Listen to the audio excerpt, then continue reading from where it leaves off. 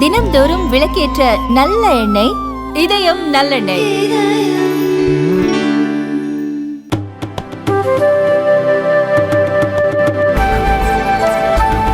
எனக்கு உடல்நலம் சரியில்லை என சிலர் கூறும்போது சிரிப்புதான் வந்தது என்று முதல்வர் ஸ்டாலின் கூறினார். அயலக தமிழர் மாநாட்டில் கணியன் பூங்குன்றன் பெயரில் 13 பேருக்கு தங்கப் பதக்கங்களை முதல்வர் ஸ்டாலின் வழங்கினார். அதன் பின்னர் விழாவில் முதல்வர் ஸ்டாலின் பேசுகையில், எனக்கு உடல்நலம் சரியில்லை என சிலர் கூறும்போது எனக்கு சிரிப்புதான் வந்தது. எனக்கு எப்போதும் மக்களை பற்றிதான் நினைப்பு. என்னை பற்றி நான் நினைத்ததே இல்லை. தமிழர்களும் தமிழ்நாடும் மகிழ்ச்சியாக இருப்பதே எனக்கு போதும். தமிழர்கள் மகிழ்ச்சியாக இருப்பதை பார்க்கும் போது எனக்கு என்ன குறை இருந்துவிடப் போகிறது? மக்களின் முகத்தில் பார்க்கும் மகிழ்ச்சிதான் எனக்கு உற்சாக மருந்து.